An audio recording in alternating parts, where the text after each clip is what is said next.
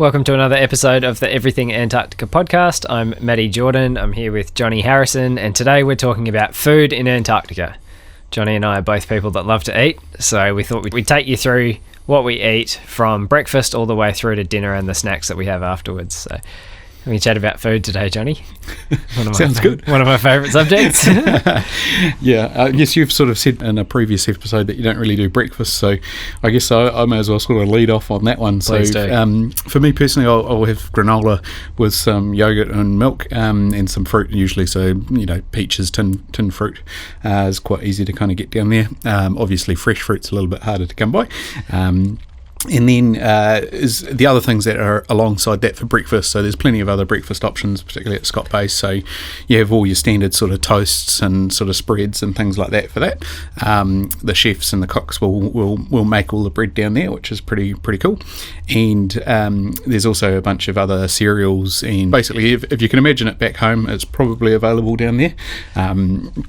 But typically on your Monday to Saturday, your weekdays, the ones that you're working, most of it ends up being that it's just a pretty simple standard sort of what you'd term a continental breakfast. I think one thing that's worth noting is that the chefs don't prepare breakfast for folks. Breakfast is the only meal throughout the day that we actually just organise ourselves. And that's because, if the chef was going to prepare it, he'd be preparing wheat bix for 5 people and then Cocoa Pops for another 5 people, and then someone else will be having toast and someone else might have some yogurt. So breakfast is completely help yourself. If you're the first person into the kitchen in the morning, you typically put the cereal out on the table. The milk sits in the fridge, so you just help yourself to that. But that is one of those meals that's kind of a fend for yourself. You're just touching on milk there. So unlike what some people might believe, we don't actually have cows in Antarctica. So what do we do with our milk? How do we get our milk down there? Milk's powdered.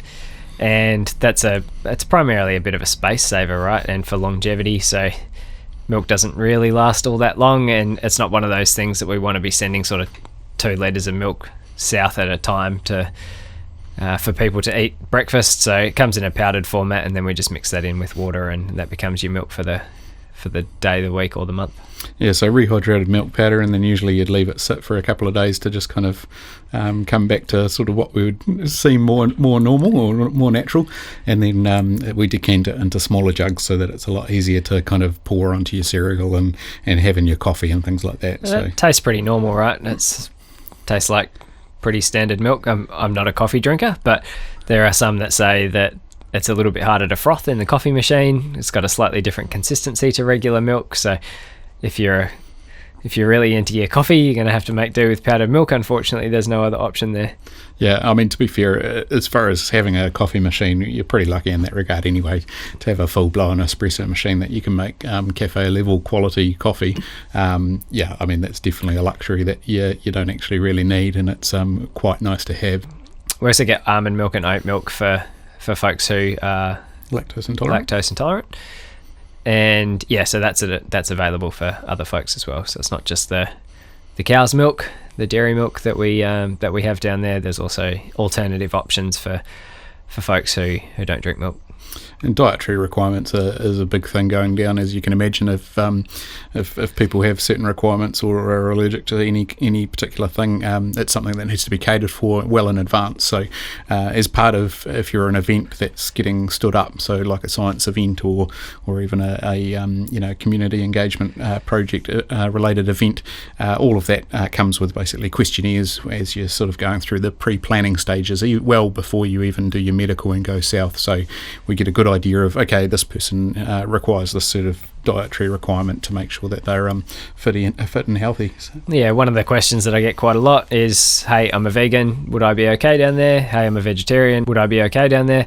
And the answer is yes. Like, we cater to all different types of dietary requirements. And the other thing that needs special consideration is for those folks that have allergies as well. So it's all different types. You need nuts and many different things, and the chefs will make sure that they've got a list of who has a special dietary requirement, and they'll make separate meals for that person. So, and even if you need to cater for it in a way of separate pans and things like that, or this pot gets used for this particular person because they can't even have trace amounts of this particular food. So it is really well documented and managed quite closely. As you'd appreciate, it's kind of hard. It's better to be proactive around those food things rather than reactive. Definitely. I guess then we'd move on to so morning tea, or what we call in New Zealand and Australia smoko. So what would you typically find in a smoko spread? It's typically like a smaller version of your lunch, right? It's just a little snack, little meal between breakfast and lunchtime, and that could vary from anything. It could just be like could be a toast or a scone or. And pikelets and little mini pancakes, right the way through to one of the quintessential favourites is sausage rolls. So this is kind of like almost like the equivalent of a meat pie, but in a slightly different form. Yeah, so all different types of things. It really comes down to what the chef is feeling like cooking on any particular day, but bearing in mind that we've got lunch that comes up about an hour and a half later on, you don't want to fill yourself up on morning smoko. So yeah, lots of different options. Interestingly, there's at Scott Base in the summer months, because there's so many people, we'll often have the engineers and the trades team will have a separate smoker room. So we don't go to the main mess, the main galley to sort of have our morning tea there. We actually have that in one of our own little smoker rooms off the side of one of the workshops. And that's partly because you've got a lot of people that are, as you can imagine, in the trades, might have overalls on or come in from outside, and so they don't necessarily want to traipse and get changed out of all of their stuff just so that they can go and sit in the galley and kind of have their food for 10 minutes before they walk back outside and do it all again. So that's kind of part of the reason why there's a separate trades one, just so that it kind of makes it a little bit easier for those people. Yeah, definitely. After morning smoko, we'll roll into lunch. Well, there's work in between, but when lunch comes around, it's typically a more substantial meal, and in summer, it may include things like fresh fruit and vegetables, or in winter it might be something like a curry, lots of rice or frozen vegetables, stir fries and things like that. We've got lots of frozen meats, so like chicken seems to come up quite a lot of frozen chicken. And again, there's always a vegetarian option or a meal that's catered to people with different dietary requirements. And that's served as a smorgasbord, so typically there'll be one or two meat options and then probably a vegetarian option as well. And so there might also be right at the front end of that whole station, that servery, there's often some salad things and things like that. So if we're lucky enough to, particularly in the summer months when we can get quite a bit of fresh fruit and veg down, there'll be often, some nice lettuce and build your own salad kind of thing. Or the chefs might have gone through and actually made up a couple of salads as well. So often there's a good variety in your diet as far as you can sort of pick and choose what you want, but there's always a decent amount to keep it nice and balanced. Definitely, yeah. And the chefs do a pretty good job of reusing leftovers. So if there's something, let's say there was spaghetti bolognese for dinner the night before, you might find that the meat from that has then been repurposed into a cottage pie or something, for example. So trying to minimise food waste as much as possible, but the chefs get quite creative and they've got full creative freedom to do that. Yeah, I think that's where they quite enjoy that sort of creative license, being able to be like, oh, okay. And it is somewhat a unique challenge as far as in back in the real world, you wouldn't have quite the same level of constraint. So you'd be able to go and get whatever you wanted, and you'd sort of cook for the menu that you had set. Whereas this way around, you kind of have to make the most of what you've got and try and use up everything we possibly can. As you can imagine, there's quite a bit. If we end up having waste going back to New Zealand, there's quite a lot of carbon that's associated with that, and so we try the very best we can to be as little impact and the least amount of waste possible. So everyone does a pretty good job of trying to finish off whatever's left over, and the leftovers are usually pretty tasty as well. Definitely, yeah. So after lunch, we typically roll into afternoon smoko, and again, it's similar to morning smoko. It's a small snack, typically only meant to be sort of 10 to 15 minutes, and often that comprises of a sweet. So you might find cookies or biscuits or bickies, or like a fudge slice or something like that that's just sitting off to the side that you can have and grab with your cup of tea or coffee for the afternoon. And there's also the opportunity, so like where we sort of said earlier about the breakfast stuff, so there's a station set up constantly with toast or bread that you can then go and help yourself. There's all the spreads are always there, so if you go into the galley and you're like, actually I don't really want what's there for morning tea or for afternoon tea, you might have had a very small lunch and you need something a little bit more to get you through to dinner, yep, okay, there's always toast and bread in the bread bin there that you can help yourself to. Yeah, the other thing that's available as well that's often used for afternoon smoko is there's a table that's full of nuts and sultanas and little things like that, so you can just grab a little snack. Mm-hmm. Yeah. And that's often also where some of that fruit will be put out as well. So if we're fortunate to keep having those flights and keep having that fruit available, that's often where it will end up being put, so that you can just go and help yourself to that. So as Matty sort of says, along with all those kind of nuts and those little nibbly bits, it's a great place to sort of pick yourself up some fresh fruit and a fresh apple or a banana or something like that to sort of tide you over to dinner. Yeah, and dinner typically ends up being probably the largest meal of the day, where people come together and they sit down and chat. So the dinner, there's so much variety in the dinner meals that we get. Anything from, you could have Thai one night, you could have sushi the night after, you could have a lasagna the following night, then it could be steak and chips, and it could be fish and chips, and it could be a casserole or something. So it's always different, always lots of variety there, and plenty of food for the different dietary requirements. Yeah, and there might even be the two, a vegetarian option of the same thing. So it might end up being a curry, and one's a vegetarian option curry, and you might have a beef or a chicken curry of the same sort. So it's kind of nice to be able to sort of share that same meal, but maybe just missing that meat component, so you are actually all sharing the same meal, which is kind of cool. Yeah. The other cool thing about dinner and essentially having all of your meals prepared for you is that you get presented with meals that you definitely wouldn't make yourself, or you wouldn't think to buy when you're out in a restaurant. And for me, the typical example of this was in winter. Our chef made a really beautiful seafood chowder, and I would never typically eat that anywhere else in the world, but because that was what was on offer for dinner and the alternative was having a piece of toast, you try a little bit and you go, oh, this is actually quite cool. And now it's become one of the staple things that I will look for when I go out to town, because I really enjoy it, but wasn't something that I ever ate before that. So the whole opportunity to be a bit more diverse in your food ranges and the things that you eat is an added secondary benefit to having meals prepared for you day in, day out. And we've touched on this before in other facets of Antarctic life, as far as it is something different. You're outside of what you would normally, your normal day to day, and what you'd say is you're comfortable. So it's like, yeah, cool. It's not too far of a stretch. You'd be like, oh, well, maybe I don't normally enjoy this somewhere else, but actually, yeah, why not? I'm here, give it a go. Doesn't matter, So yeah, that's cool. One of the other good things is a lot of those meals, because you're in such a cold environment, they are quite hearty, filled with lots of carbs and lots of protein. So you do, well, I'll speak for myself here, but I typically tend to put on weight when I'm in Antarctica. Yeah, and it's one of those ones where you try and offset it as best you can with all those outdoor activities, right? So like going to the gym and making sure that you are getting out for a walk after dinner and things like that, just to kind of make sure that you're sort of balancing it out, because the other part of dinner is there is always dessert. Always, yeah. The dessert, I'm a bit of a sucker for that. So often they'll bring out a tub of ice cream, which I think is 5 litres, and it's kind of a help yourself. There's no one there policing you how much ice cream you can eat or how much dessert you can have, which is, again, often like a sticky date pudding or some kind of fudge or something really good. And you just mix and match and you make it your own. There's caramel sauces and maple syrups and all sorts of things that you can adapt that to your liking. But yeah, dessert tends to be one of those big meals as well. Yeah, you try not to do it every day, because it can get a bit much and those pounds come up pretty quickly if you do. Speak for yourself. I ate dessert every single day without fail.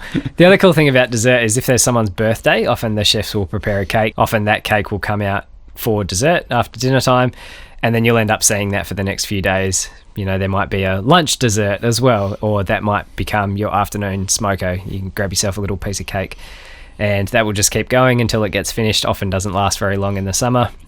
And there seems to be birthdays almost every second or third day down there anyway, so there's never really a shortage of cake or anything like that. But yeah, another one of those little things that we do get to indulge in. There's a few different food routines. So like one of them is usually on a Friday, often, or at least once a fortnight, I would have thought, you'd end up having fish and chip Friday. So it's kind of a bit of a staple, and it's sort of one of those things that as you're getting closer to the weekend, it's sort of a nice one just to kind of be like, yep, cool, we're on the home straight, almost at the weekend. And we've sort of touched on briefly before around brunch on the Sunday. So maybe we want to kick into that next. Yeah, so brunch on Sunday is typically a substitute for breakfast and lunch. Obviously, that's kind of where the name came from. But many people on a Sunday won't help themselves to breakfast. They'll just have a bit of a sleep in, and then brunch will run from 10 till 12. So people will just come in, and then that's typically hash browns, eggs, bacon, maybe some sausages. If you're very lucky and you've got freshies, you might have some avocado on toast. There's often spaghetti, baked beans, and things like that, so you can mix and match. But the highlight of brunch for many people is probably the waffles, and that's an art to itself. The chef will prepare some batter for the waffles and might leave some chocolate or some berries or some bananas if we've got some fresh fruit. And yeah, people will mix up a waffle. What I tend to see happening is many people will go for the full cooked breakfast and then potentially offer to half a waffle with someone else who's getting a bit full as well, so you're not overindulging. You don't want to be in a food coma for the rest of your day when it's your one day off in the week, eh? That's it. And then from 12, people will typically not eat again until dinner time at 6. So although there is often an afternoon smoko with some little biscuits and stuff there, many people will just skip that and go straight through to dinner. Yeah, and then dinner on the Sunday night is usually kind of a bit more special than the rest of the week, and typically the chef will put on a roast dinner, so a Sunday roast dinner, and so that can be beef or pork or chicken, and then obviously there's a whole bunch of nice roast vegetables and things like that as well that go along with that. So all the trimmings, and we do pretty well, and yeah, it's quite the nice end to the week, really, isn't it? And it sort of starts getting you ready for the week coming. Definitely. So that's a good overview of some of the food. We might actually talk about the process and some of the etiquette that goes along with these sorts of things. So one of the ones that I can think of is when you're going up to get a meal and you're filling your plate, you typically only want to fill your plate as much as what you're going to eat. You want to minimize that food wastage as far as possible. If you're still hungry after that, go back for seconds. What we don't like to see is people loading their plate up, only eating half of it, and then the rest goes in the bin. That's not on. So that's one of the things that we like to keep in mind. And there are some people that eat a hell of a lot of food, and you might look at their plate and go, oh no, that's definitely too much, and then you look at them again and it's all gone, and that's fine. And the other one is that there's two kind of main areas where we eat, particularly our dinners. So at Scott Base, we end up having the dining hall, or the mess is separate to the bar. And the bar, you can go and take your dinner into the bar. And the idea is that often in the bar, the evening bulletin will be playing on the TV, and it'll usually be a little bit more sort of, okay, people that are sitting there just sort of listen along and watch that, and there might be a bit of chitter chatter and some people talking about various different things, but typically most people will go in there and sort of just sit and listen to the news while they're eating their dinner, whereas in the dining hall there's kind of no electronic devices, and so everyone is just it's a hive of activity and people talking about what they've been up to and what they're getting up to and all that. Yeah. When it comes to choosing a seat when you're sitting down in the dining room, I think Johnny's spoken earlier on about how when he ate breakfast, you sat in the same seat pretty much every day. When it comes to dinner, that opportunity is often not there, and you just sit down wherever, whatever seat's available, and that's really cool because you get to sit down next to new people that you potentially haven't spoken to, and you strike up conversations with those folks. And it's very rare that you would sit in the same area day in, day out for every meal. You'll often move around. I think the dining room sits about 60 people, so there's lots of different chairs around, lots of different opportunities for you to sit down in different places with different folks. So that's a really cool part of that communal living and all eating together at the same time. Yeah, one of the things as far as the community side of things, because we've got these different fire crews, I remember my first summer, we ended up being on that Sunday night because there's only one chef on the Sunday, and so we decided that we would do dessert wars, and so this was something that, we took turns as fire crews as we broke it down and said, right, okay, so every week for a number of weeks, we all made a different dessert each time. So each week on the Sunday, it came out these different desserts, and then there was one dessert done by a bunch of the scientists. There was a bunch of the leadership team. They chipped in and did a dessert. And so over the course of, I think it was 5 or 6 weeks, by the end of it, there was one dessert kind of crowned as the dessert winner of the dessert wars for the summer. So there's a few things like that can kind of feed into it as well, and just kind of, again, that sort of community and that sort of boosting morale again. So there's some pretty cool little things that happen around that. Yeah, definitely. And the chefs appreciate that help when people get into the kitchen and help them either cook or clean. They work pretty hard. They're feeding lots of mouths, so any assistance that they can get throughout the week is super appreciated. And some people really enjoy like baking and things like that. So often on a Sunday when it's a bit quieter, and it's obviously down to the station and whether or not the chef is keen for it or not. But we've had plenty of times where people would go into the kitchen over that Sunday and alongside the chef while the chef was doing their bit, there'd be people doing the baking. So that might be some of those sort of biscuits and slices that then later on in the week, that gets surfaced as afternoon tea for one of the days kind of thing. Definitely. One of the other questions that I get quite a lot is who does the dishes, and for us it's separated into 2 different areas. So we have our personal dishes and the chef's dishes. The chef's dishes we spoke about in the mouse rounds episode, where the person who's on mouse in winter typically goes and does the dishes for the chef. In summer, there's a rotating roster of 2 people that after dinner always go into the kitchen and help, and that might be doing the dishes, it could be mopping and sweeping the floor, it could be emptying out the sanitizer, wiping down the tables from the evening's dinner, and just generally cleaning up the kitchen so that when the chef comes in the morning, it's a nice clean space for them to start working. Yeah, and putting all the laundry on as well, right? Because as you can imagine, a full-size catering kitchen that's catering for 60 to 80 people, there's a fair few tea towels and all those kind of things that need to be washed up at the end of the day as well. So the last job for the people that are doing the dishes is put the laundry on, and then the comms operators overnight, they'll put that out to dry, and it's good to go for the next day. Yeah, and then the other part of that is the personal dishes. So we all wash our own personal dishes. There's a separate area which has a sink and a sanitizer. There are 2 trays that sit there, one tray for plates and bowls, another tray for your cups and mugs and cutlery, and you wash your utensils through the sink, place it into one of those trays, and then if you're the person who ends up filling the tray, you take that tray, put it in the sanitizer, turn the sanitizer on, it runs a cycle for about 2 minutes, and then when that's done, you empty the sanitizer and you go put all of the plates, the cutlery, the bowls, the cups and the mugs back in their location, take the empty tray back, and then that cycles through again. So everybody does their own personal dishes. Often you'll find that if you're sitting next to someone who has finished their dinner and you're getting up ready to go, you'll grab their plate as well and just do it just to help out. So yeah, we all do our own personal dishes, and the only time that doesn't happen is when someone grabs yours off the table and does it for you. And just on that, we end up having a whole bunch of water just staying in the sink. We don't have the tap running continuously because obviously it takes a lot of energy to make that water. So instead of rinsing your dishes off under a running tap, we don't have that at all. A sink full of water, you wash your dishes in there, and then just as Maddie says, put them on the tray, put them through the steriliser. There's a thing called being trayed. What's that about? Oh yeah, getting trayed. That's essentially if you're the last person to put it in there, you're the person who got trayed, so you put it away.